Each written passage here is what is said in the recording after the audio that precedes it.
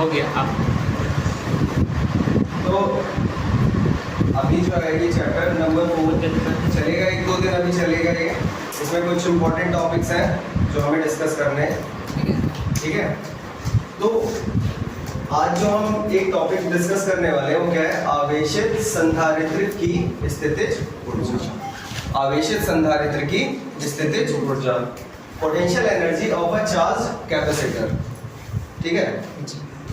तो आवेशित संधारित्र की स्थितिज ऊर्जा के बारे में पढ़ने वाले हैं। जैसे तुम समांतर प्लेट संधारित्र को पढ़ चुके हो, ठीक है। समांतर प्लेट संधारित्र को पढ़ा है हमने अभी। तो पहले ये बात यहाँ पे क्या है, इंपॉर्टेंट बात क्या है, आवेशित संधारित्र की स्थितिज ऊर्जा। तो स्थितिज ऊर्जा होती क्या है, पहले स्थितिज ऊर्जा का हमें फॉर्मूला डिराइव करना है कुल मिला के यहाँ पे। तो आवेशित संधारित्र की स्थितिज ऊर्जा होती क्या है, पहले ये पता होना चाहिए हमें। तो क्या होती है वो, कोई बहुत बड़ी चीज नहीं है, बिल्कुल सिंपल है कि जब देखो इस प्लेट को आवेशित किया जा रहा है, ये दूसरी प्लेट होती है जो बाद में सामने लाके रखी जाती है ना। ये अचानक वो चालक प्लेट होती है जिस पर कोई आवेश नहीं होता है, पहले आवेश नहीं होता है। आवेश किससे दिया जाता है, पहली प्लेट को। दो प्लेटें होती है ना, आवेश कौन सी प्लेट को दिया जाता है, पहली प्लेट को। तो अगर Q आवेश दिया जा रहा है इस प्लेट को, तो Q आवेश एक बार में थोड़ी ना चला जाएगा पूरा। Q आवेश को अगर हम छोटे छोटे टुकड़ों में माने कि Q आवेश छोटे छोटे हिस्से जो थे वो Q1, Q2, Q3 ऐसे ही Qn। कहने का मतलब क्या है, पूरा आवेश Q एक बार में नहीं पहुंचता है। अगर 100 कूलम आवेश इसे देना है हमें, कितना 100 कूलम आवेश देना है, तो पहले इसमें 1 कूलम मान लो गया, फिर 2 कूलम हो जाएगा, 3 कूलम, धीरे धीरे एक टाइम में 100 कूलम पहुंच जाएगा। तो पूरा का पूरा आवेश एक बार में नहीं जाता है, कैसे जाता है, वो छोटे छोटे टुकड़ों के रूप में। तो पहले तो इसमें कोई आवेश नहीं था। अब मान लो ये जो है धनावेश है, तो सारे धनावेश होंगे ये।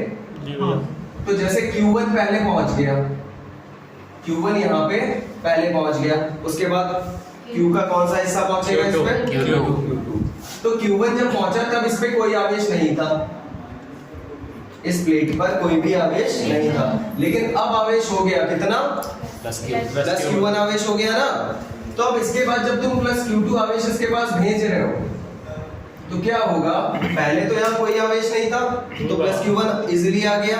लेकिन जब इसका हिस्सा प्लस Q2 यहाँ जाना चाह रहा होगा, तो उसी समय प्लस आवेश वहाँ पहले से है, कितना है, Q1 प्लस Q1। ये प्लस Q1 क्या करेगा, इसे आने से रोकेगा, क्योंकि दोनों ही प्लस के हैं ना, धनावेश धनावेश रोकते हैं एक दूसरे को।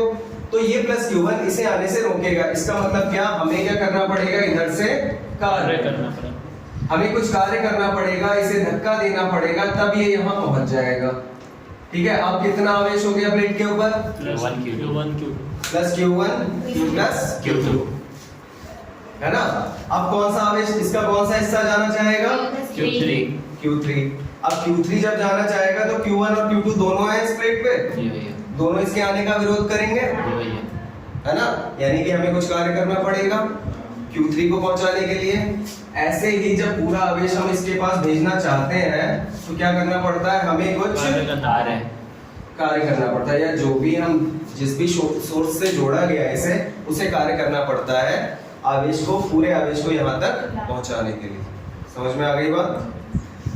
तो क्या है, जब किसी संधारित्र को आवेशित किया जाता है, मतलब जब किसी संधारित्र को आवेशित किया जाता है, तो पूरा का पूरा आवेश एक बार में नहीं पहुंचता। तो इस कारण क्या होता है, हमें कुछ संधारित्र को आवेशित करने के लिए, क्या करने के लिए, आवेशित करने के लिए हमें क्या करना पड़ता है, कार्य, कुछ कार्य करना पड़ता है। यही कार्य संधारित्र में किस रूप में संचित हो जाता है, स्थितिज ऊर्जा के रूप में संचित हो जाता है। समझ में आ गई बात, कार्य क्यों करना पड़ता है ये भी समझ में आ गया होगा। चलो ठीक है, फिर नोट करो।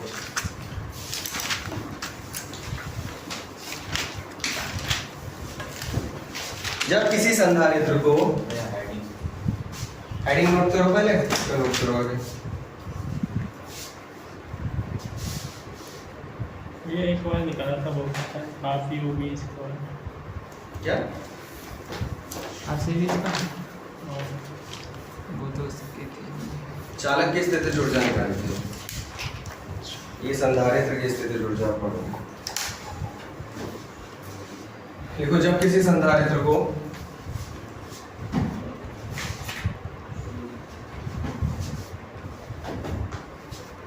आवेशित किया जाता है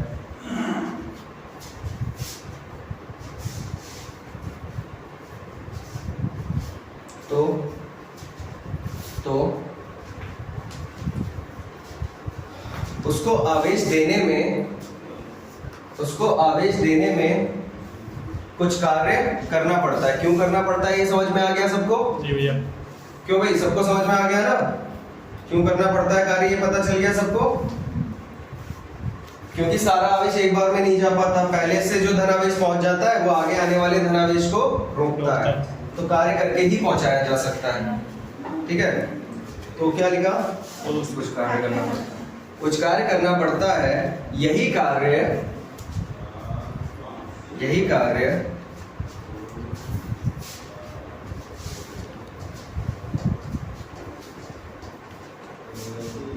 संधारित्र में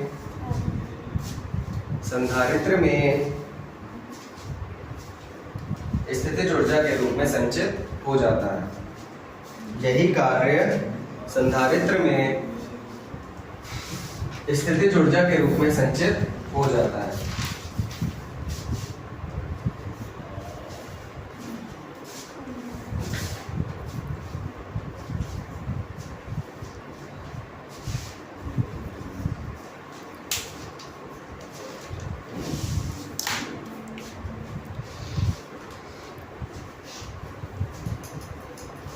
ठीक है, तो स्थितिज ऊर्जा क्या होती है पता लग गया। अब स्थितिज ऊर्जा का फॉर्मूला हमें निकालना है। ठीक है, नेक्स्ट लाइन लिखो। माना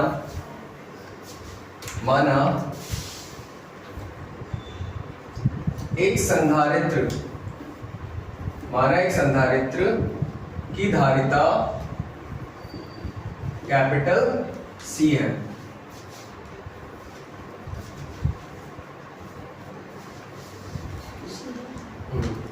यह इस पर Q आवेश है, यानी कि ये कितना आवेशित है? Q तक Q आवेश है, तब इसकी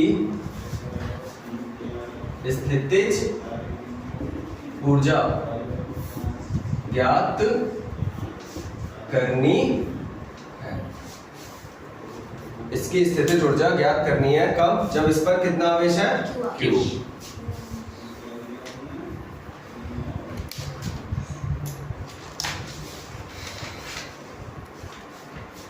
ठीक है, तो देखो इतनी बात सबको समझ में आ गई क्या? एक संधारित्र है, चलो हम समांतर प्लेट संधारित्र ही ले लेते हैं। हमारा हमने एक संधारित्र है, तुम्हारे सिलेबस में है ही समांतर प्लेट संधारित्र। ठीक है, स्फेरिकल संधारित्र भी होते हैं वरना। तो एक संधारित्र है जिसकी धारिता कितनी है? C धारिता है इसकी, और इसे कितना आवेश देना है हमें? यहाँ पे -Q आ जाता है, वो अलग बात है, लेकिन हमें इसे आवेशित कितना करना है? +Q। तो जब C धारिता है और +Q तक आवेशित कर देंगे, +Q तक आवेशित कर देंगे तो सीधे +Q नहीं होता है, वो 0 से +Q तक आवेशित करना है। पहले 0 आवेश होगा। ठीक है, पहला आवेश कितना होगा इस पे? 0 से हम आवेशित करके कहां तक ले जाएंगे आवेश को? Q तक। तो इसमें इसकी स्थितिज ऊर्जा जो होगी वो ज्ञात करनी है हमें। ठीक है, क्या ज्ञात करना है? स्थितिज ऊर्जा। ठीक है, तो संधारित्र की धारिता कितनी है? C, उस पर आवेश कितना है? Q। स्थितिज ऊर्जा हमें फाइंड करनी है। अब देखो, जब 0 से Q तक हमने इसे आवेशित किया, कहां तक किया है? 0 से Q तक। तो किसी समय आवेशित करते हुए मान लिया बीच में कोई आवेश इस पे Q डैश हो गया। कितना हो गया? Q dash. मतलब 0 से Q के बीच में कहीं Q डैश। ठीक है, Q डैश यानी कि Q से छोटा होगा और 0 से बड़ा होगा। तो जब आवेशित कर रहे थे उस समय बीच में कभी इस पे आवेश कितना इकट्ठा हो चुका है अभी? Q dash. Q डैश पूरा इकट्ठा नहीं हो पाया, यानी कि Q कोई थोड़ा हिस्सा पहुंच गया है, और वो हिस्सा कितना पहुंचा है इस पे? Q dash. उस समय जो संधारित्र पे विभव इकट्ठा हो गया वो है V डैश। कितना? V dash. V dash. विभव कितना इकट्ठा हो गया इस पे? V dash. V dash. सही है? तो लिखेंगे धारिता हो। माना संधारित्र को आवेशित करते हुए किसी क्षण उस पर आवेश Q डैश है, वह इस क्षण विभव कितना है? V V dash. Dash. V dash है। तब धारिता। धारिता Q डैश। C बराबर क्या होगा? Q dash upon V Q dash. Dash upon V dash. V dash, या फिर V डैश की वैल्यू अगर हम निकालना चाहे तो क्या होगी? C Q dash. Q dash. V dash की निकालनी होगी तो Q डैश अपॉन C होगा। हाँ, V डैश की अगर निकालना चाहे वैल्यू तो क्या होगी? Q dash upon C। ये हो गई हमारी इक्वेशन 1। तो अभी जो है इसमें आवेश कितना है? Q डैश, और विभव कितना है? V dash. अब Q डैश पहुंच गया है इस पे, थोड़ा सा आवेश और भेजेंगे हम dq, ठीक है? थोड़ा सा आवेश और भेजेंगे इसमें, तो ये थोड़ा सा आवेश भेजने में किया गया कार्य निकाल लेंगे, ठीक है? माना अनंत सूक्ष्म, नोट कर लेना, पहले समझ लो, आवेश dq। पहले समझ लो, नोट हो जाएगा। माना अनंत सूक्ष्म आवेश dq। dq और भेजा जाता है, और भेजा जाता है, तब इसमें कृत कार्य, इसमें किया गया कार्य। जब थोड़ा सा आवेश, देखो Q डैश आवेश इस पे इकट्ठा हो गया था, विभव क्या हो गया था उस समय? V dash. थोड़ा सा आवेश dq और भेजा गया इस पे, तो जब dq भेजोगे तो ये Q डैश जो पहले से यहाँ पहुंचा हुआ है, इसके आने का विरोध करेगा? करेगा ना? Q डैश पहले से है यहाँ पे, तो वो आगे आने वाले जो आवेश है dq उसको चाहेगा कि ना आने दे, विरोध करेगा, तो हमें क्या करना पड़ेगा? ठीक है, इस आवेश को यहाँ तक पहुंचाने के लिए इसके खिलाफ कार्य करना पड़ेगा हमें। तो वो कार्य कितना होगा? वो कार्य भी बहुत छोटा सा होगा, क्योंकि हम आवेश छोटा सा भेज रहे हैं, है ना? d अगर लगा हो किसी चीज के आगे, dx, dy, dq, इसका मतलब होता है अनंत सूक्ष्म। क्या? अनंत सूक्ष्म। अनंत सूक्ष्म मतलब बहुत छोटा। सूक्ष्म से भी बहुत छोटा, जो हम देख कर नहीं सकते, इतना छोटा। सही है? तो इतना छोटा आवेश भेजा जा रहा है यहाँ पे, अनंत सूक्ष्म आवेश। तो उसे भेजने में कार्य भी हमें कितना करना पड़ेगा? बहुत जरा सा कार्य करना पड़ेगा ना, जब छोटा सा आवेश भेज रहे हैं। तो कार्य dw बराबर क्या होगा? अब अगर तुम विभव का फॉर्मूला तुम लोगों ने पढ़ा है, तो v बराबर क्या होता है? Q upon C। w upon Q। q, w upon q पढ़ा है ना? जी भैया। तो वहां से अगर dw की वैल्यू निकालो तो क्या होगी? v इंटू w बराबर क्या होगा यहाँ से? VQ। v into q। तो यहाँ पे क्या होगा? dw बराबर, यहाँ पे विभव कितना है अभी? V dash. v डैश, और आवेश कितना है? Q dash. q डैश है, लेकिन हम जो आवेश लेके आ रहे हैं वो होता है ये, तो क्या होगा? DQ। dq। जो आवेश लेके आ रहे हैं उसे विभव से मल्टीप्लाई हो जाती है, ठीक है? जो आवेश लेके आए वो कितना है? dq है ना? तो dw बराबर क्या हो जाएगा? v dash into dq। अब ठीक है, v डैश की वैल्यू यहाँ पुट कर दो, q dash upon c dq। ये हमारी हो गई इक्वेशन 2। अब ये काम हो चुका, जो हम करना चाह रहे थे वो हो चुका। देखो, छोटा सा आवेश dq यहाँ लाए, छोटा सा आवेश, कितना आवेश उठा के लाए हो? dq। आवेश जब उठा के लाए, पहले से q डैश था यहाँ पे, लाए जब उठा के प्लेट पे, तो उसमें जो कार्य करना पड़ा वो कितना कार्य करना पड़ा? dw। तब q आवेश को संधारित्र पर लाने में किया गया कार्य कैसे प्राप्त होगा? समीकरण 2 का समाकलन हो जाएगा ना। जब छोटे से बड़ी चीज हमें निकालनी हो तो हमेशा क्या करते हैं? समाकलन। तो इस किया गया कार्य कैसे प्राप्त होगा? समीकरण 2 का समाकलन करके। समीकरण 2 का समाकलन करेंगे dw q dash upon c dq। और यहाँ पे जो लिमिट लगाओगे तुम, q आवेश दिया है तुमने, तो पहले 0 दिया था, मतलब पहले 0 था प्लेट को आवेश, 0 था ना, 0 से कितना आवेश दिया फिर? q। तो लिमिट क्या लगेगी? 0 से q। ठीक है, समाकलन पे लिमिट क्या लग जाएगी? 0 से q। अब dw का क्या हो जाएगा? देखो समाकलन किस केस में करते हैं? जब हमें किसी चीज के बारे में छोटी चीज पता हो, ठीक है, छोटी चीज पता हो और बड़ी चीज ज्ञात करनी हो उससे, तो क्या कर देते हैं? उसका समाकलन। अब छोटा सा आवेश dq यहाँ ले जाने में किया गया कार्य हमें पता था, dw। और 0 से q आवेश, मतलब पहले इस पे आवेश कितना था? ये मिटा रहा हूँ मैं, पहला आवेश था नहीं इस पे। थोड़ा सा आवेश dq यहाँ भेजने में जो किया गया कार्य था dw, वो हम निकाल चुके हैं। तो q आवेश देने में कितना कार्य करना पड़ेगा, वो कैसे निकलेगा? जब इस dw का समाकलन कर देंगे, पूरा आवेश पहुंचाने में जो कार्य होगा w, वो कैसे निकलेगा? इसका समाकलन करके। तो ये समीकरण जो है dw वो दिखा रही है q dash upon c dq। छोटे से आवेश को पहुंचाने में किया गया कार्य बता रही है ये। तो अगर पूरे आवेश को 0 से, पहले इस पे 0 आवेश था, फिर कितना पहुंचाया? q आवेश। 0 से q आवेश तक पहुंचाने में जो कार्य होगा वो कैसे निकलेगा? इस समीकरण का समाकलन। तो समाकलन करेंगे तो dw हो जाएगा w। सिंस एक समाकलन का फॉर्मूला है, वो तुम सब लोगों को याद होना चाहिए, मैं लिखा दूंगा और लिखा चुका भी हूं पहले। dx इक्वल टू क्या होता है? x। और एक और फॉर्मूला है x की पावर n, dx बराबर होता है x की पावर n+1 n+1। ये फॉर्मूले हैं। तो ऐसे ही देखो dx का हो जाता है x, तो dw का क्या हो जाएगा?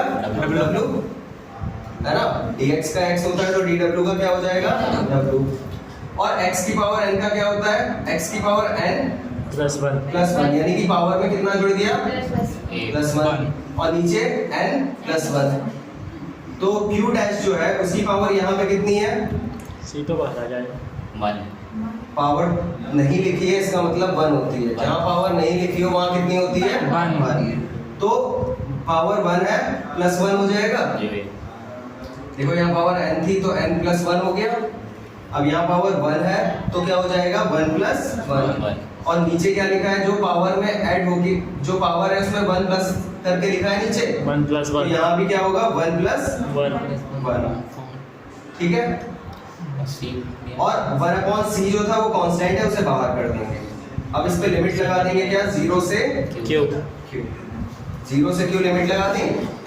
ये होती है लोअर लिमिट, ये होती है अपर लिमिट। w बराबर क्या हुआ? Half c। ये हो गया q डैश का स्क्वायर अपॉन 2। और लिमिट क्या हो गई इस पे? 0 से q। ठीक है। तो चलो ठीक है, पहले इतना नोट कर लो। यहाँ से समझ नहीं आया है ना, तो समझा गया। किसी को अगर समझ नहीं आया तो वो पूछ सकता है क्या ये समझ में नहीं आया होगा तुम लोगों को पोर्शन। तो देखो इसको मैं एक्सप्लेन कर रहा हूँ, ये मैथ का पोर्शन है, ठीक है। किसका पोर्शन है ये? मैथ्स का। समाकलन क्या है? समाकलन। समाकलन के मैं फॉर्मूले बता देगा हूँ कुछ।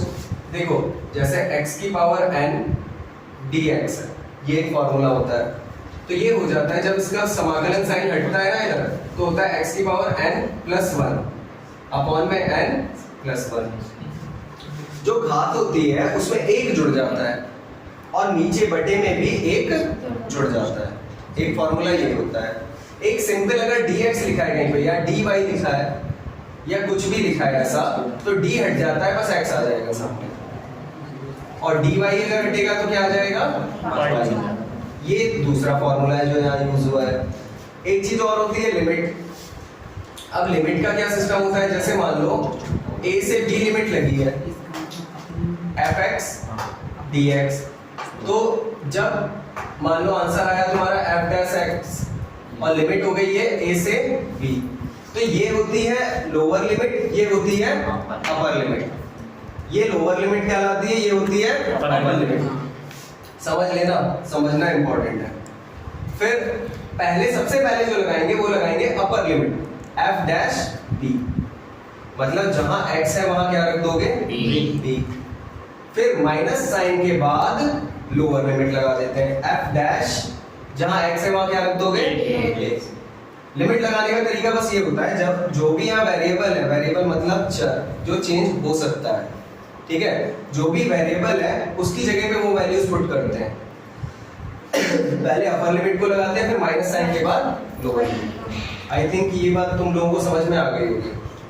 कॉपी में नोट कर लेना साइड में, जिन्हें ये फॉर्मूले नहीं पता है, इसमें भी यूजफुल है और आगे भी यूजफुल होंगे, ठीक है। बाकी ये अभी कंप्लीट करेंगे हम, ये नोट करो। ये यहाँ तक हो गया था, W बराबर 1/c q डैश का स्क्वायर अपॉन 2 0 से q, ठीक है। तो ये अब कंप्लीट हो चुका है लगभग हमारा। किया गया कार्य अगर हम निकालेंगे यहाँ पे W, तो कितना आ जाएगा 1/c। पहले क्या लगाएंगे अपर लिमिट। अभी यहाँ पे देखो फॉर्मूले में मैंने बताया, ये वाला फॉर्मूला जो है a से b fx dx, सपोज समाकलन करके इसका क्या आ जाता है f डैश x, तो लोअर लिमिट है a, अपर लिमिट है b। पहले अपर लिमिट लगा देते हैं, यानी कि x की जगह पे क्या लगा दिया हमने b। फिर लोअर लिमिट लगा देते हैं, लोअर लिमिट मतलब x की जगह पे हमने क्या लगा दिया a। जो x है वहां पे लगाया गया। अब यहाँ पे x नहीं है, यहाँ पे क्या था dq, dq मतलब q। अब यहाँ जो तुम्हारा आया है q डैश, आंसर में क्या है q डैश, तो q डैश की जगह पे रखना होगा तुम्हें, सही है। वहां पे तुम्हारा fx था x, तो x की जगह लगाया। यहाँ पे क्या है q डैश, तो q डैश की जगह पहले क्या रख दोगे q, तो q डैश की जगह पहले q रख दो, तो q डैश की जगह q रखोगे तो q ही आ जाएगा वहां पे। जहां q डैश का स्क्वायर है वहां q स्क्वायर अपॉन 2 हो जाएगा। वैसे एक चीज और, ये 2 है जैसे बटे में 2c हो जाएगा ये। हाँ, ये 2 जो बटे में है इसे बाहर ले सकते हैं। कांस्टेंट को रोकने का कोई मतलब होता नहीं है अंदर। तो क्या होगा, पहले जब अपर लिमिट लगाओगे तो q डैश की जगह q रखोगे q स्क्वायर, फिर q डैश की जगह क्या रख दोगे 0, तो 0 का स्क्वायर। Is it clear? समझ में आ गया सबको? पहले q डैश की जगह हमने क्या रखा, अपर लिमिट लगा दी q का स्क्वायर, माइनस फिर q डैश की जगह क्या रख दिया 0, तो 0 का स्क्वायर। तो हमारा फॉर्मूला जो बन गया वो क्या बन गया 1/2c q square, 1/2 q square upon c। यही कार्य संधारित्र की स्थितिज ऊर्जा कहलाता है, ठीक है। संधारित्र में स्थितिज ऊर्जा के रूप में संचित। हाँ भाई, बच गई। संधारित्र की स्थितिज ऊर्जा U कहलाता है, ठीक है। तो U बराबर क्या हो गया, half q square upon c। अब देखो we have, एक फॉर्मूला तो ये बना हमारा U का, we have q equal to c into v। c होती है धारिता, v होता है विभव, q बराबर क्या होता है cv। Then u equal to एक और फॉर्मूला मिल जाएगा हमें, क्या मिलेगा वो, half c square v square upon c। अब एक c कट जाएगा मतलब पावर कट गई, तो u बराबर क्या हो गया हाफ cv स्क्वायर। ये भी स्थितिज ऊर्जा का फॉर्मूला है, बहुत इंपॉर्टेंट है। डिराइव करने को आ जाते हैं, इस पे न्यूमेरिकल भी आ जाते हैं, ठीक है। डिराइव करने को आ जाते हैं ये फॉर्मूले, कि वैद्युत स्थितिज ऊर्जा का फॉर्मूला डिराइव करिए, या फिर इस पे न्यूमेरिकल भी बन जाते हैं, बोर्ड में भी आते हैं क्वेश्चन। कर लो नोट।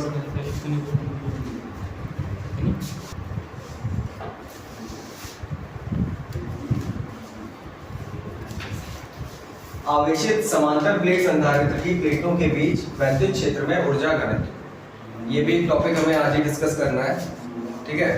क्या है ये, इसमें कुछ है नहीं ऐसा, कुल मिला के वैद्युत स्थितिज ऊर्जा होती है, तुम लोगों ने अभी पढ़ी है जस्ट, ठीक है, क्या पढ़ा है? वैद्युत स्थितिज ऊर्जा। जो भी समांतर प्लेट संधारित्र की वैद्युत स्थितिज ऊर्जा होगी, घनत्व कैसे निकलता है? आयतन से भाग करके। तो इन प्लेटों द्वारा घेरा गया जो स्पेस होगा, देखो आयतन क्या होगा, जैसे एक प्लेट मानो ये है, ठीक है,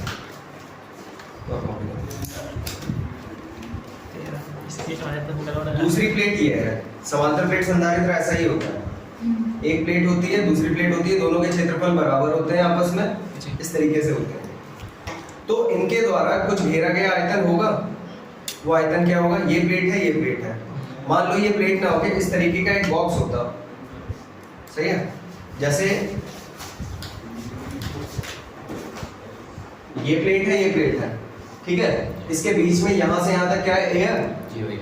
तो ये पूरा एयर के साथ इन प्लेटों को लेके अगर हम देखें तो यहां से यहां तक एक एयर का डिब्बा सा बन रहा है, इसके अंदर एयर का एक बॉक्स सा बन रहा है। अगर हम सब तरफ से बाउंड्री कर दी जाए इसकी, तो एक एयर का बॉक्स बन रहा है, यानी कि उसके अंदर कुछ आयतन होगा।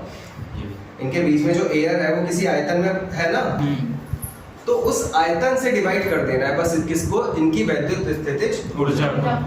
जो आयतन इन्होंने बना रखा है, जो घेर रखा है, देखो ये तो क्षेत्रफल हो गया, और ये जो डी होती है वो इन दोनों प्लेटों के बीच की दूरी हो गई। तो आयतन क्या होता है?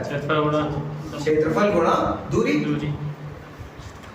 देखो हाँ, समझ में आ गया ना? कुल मिला के इन दोनों प्लेटों के बीच जो आयतन घिरा रहता है, दोनों प्लेटों के बीच जो आयतन घिरा रहता है, उससे किसे डिवाइड कर देना है? वैद्युत स्थितिज ऊर्जा को।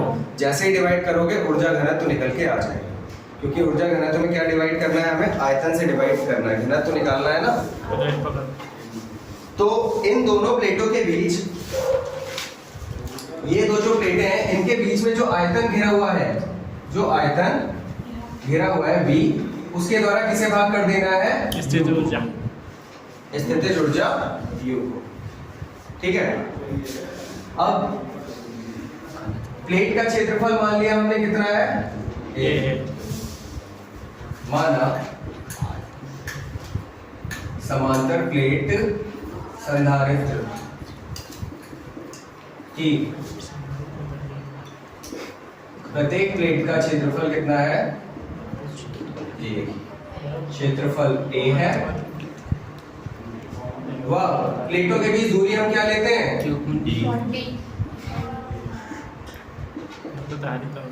स्मॉल d है। तो हर प्लेट का जो क्षेत्रफल माना है हमने, वो कितना माना है? A। जो प्लेटें सामने रखी थी उनका क्षेत्रफल क्या था? A, और इनके बीच की दूरी क्या है? D। अब तब आयतन क्या होगा? प्लेटों द्वारा घिरा आयतन क्या होगा? कोई बताएगा मुझे? देखो आयतन क्या होता है? अगर आयतन देखा जाए तो आयतन का मात्रक क्या होता है? मीटर की घात 3। अगर मीटर में ले हम तो मीटर की घात 3 होता है। हाँ। और क्षेत्रफल का क्या होता है? मात्रक मीटर स्क्वायर होता है ना? मीटर स्क्वायर होता है, और उसमें दूरी से और मल्टीप्लाई कर रहे हैं हम, मीटर से। देखो आयतन यहाँ पे क्या हो जाएगा? A into D. क्यों होगा A इंटू डी? इसका मात्रक क्या होता है? Metre square.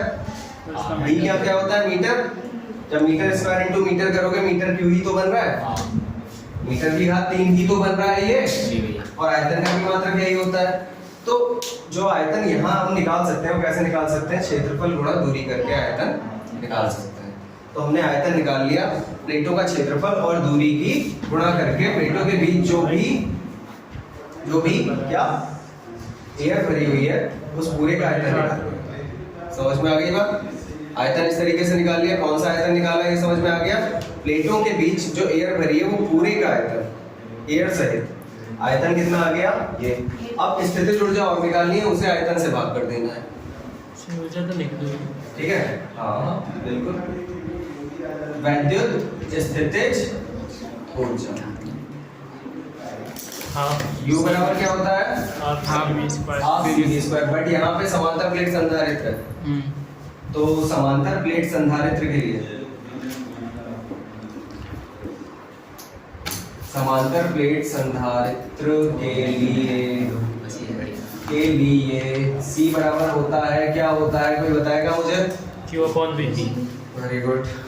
केवल समांतर प्लेट संधारित्र के लिए धारिता का एक फॉर्मूला निकाला था हमने, है ना? हाँ, वो Q/V तो होता ही है, वो जनरल फॉर्मूला है। समांतर प्लेट संधारित्र की धारिता के लिए फॉर्मूला निकाला था, C बराबर epsilon not something A epsilon but D epsilon not A upon D D epsilon not A upon D। तो C का मान ये यहाँ पे पुट कर दें। U बराबर क्या हो जाएगा हमारा? देन U बराबर क्या होगा? Half epsilon not A upon D into V square. अब एक चीज और चेंज करते हैं आप, ये देखो आगे ही कर रहा हूँ। U बराबर क्या लिख सकता हूँ? Half epsilon not A upon D। V की जगह क्या लगा सकता हूँ मैं? देखो E बराबर होता है वैद्युत क्षेत्र बराबर क्या होता है, या तुमने पढ़ा था खुद अभी, विभव बराबर क्या होता है? विभव बराबर वैद्युत क्षेत्र गुणा वो वैद्युत क्षेत्र जिस दूरी में फैला है। तो यदि प्लेटों के बीच वैद्युत क्षेत्र जो है वो E हो, कितना हो? E। वैद्युत क्षेत्र कितना मान लिया हमने? E। और D दूरी और D दूरी में वो फैला हुआ है, तो V बराबर क्या होगा? E इंटू, ये बात सबको याद है? वैद्युत क्षेत्र E है जो D दूरी में फैला हुआ है, तो विभव बराबर क्या हो जाएगा? विभवांतर इन दोनों प्लेटों के बीच विभवांतर क्या हो जाएगा? V बराबर E इंटू D, क्योंकि वैद्युत क्षेत्र E है और वो कितनी दूरी में फैला हुआ है? स्मॉल d दूरी में, तो E इंटू D बराबर क्या होता है? विभवांतर। V बराबर रख सकते हैं हम E इंटू D, और V का स्क्वायर है तो इसका भी स्क्वायर होगा, है ना? तो U बराबर क्या हो गया? Half epsilon not A square, चलो E स्क्वायर हमने इसके साथ रख दिया अपॉन में D, और A को इधर खिसका दिया और D स्क्वायर ये हो गया। ठीक है, सब कुछ वही है। E स्क्वायर था, E स्क्वायर को इधर ले आए, बस A को उधर पहुंचा दिया, आयतन बनने के करीब ले गया उसे। इनटू D आयतन जैसा लग रहा है ना कुछ, तो D से D क्या हो गया? कैंसिल। तो U बराबर क्या आ गया हमारा? Half epsilon not A square V square into AD। तो अब ये फर्स्ट पार्ट था हमारा, यहाँ से जब हम चले थे, ये पूरा फर्स्ट पार्ट है और ये सेकंड पार्ट हमने सॉल्व किया है यहाँ पे। अब इसका इसी का थर्ड पार्ट, लास्ट पार्ट हम यहाँ पे सॉल्व कर रहे हैं। ठीक है, तब ऊर्जा घनत्व निकालना था ना हमें। ऊर्जा घनत्व का फॉर्मूला क्या है? जो वैद्युत स्थितिज ऊर्जा थी उसे किससे भाग करना था? आयतन से। अब U तो तुम निकाल चुके हो, half epsilon not A upon D into V square AD upon half epsilon not E square AD upon AD से AD कैंसिल हो गया। ऊर्जा घनत्व क्या आ गया? Half epsilon not A square, half epsilon not A square A square. AD cut गया था, ये हमारा। ठीक है, समझ में आ गया? चलो ठीक है, नोट कर लो, बस कंप्लीट है आज के लिए।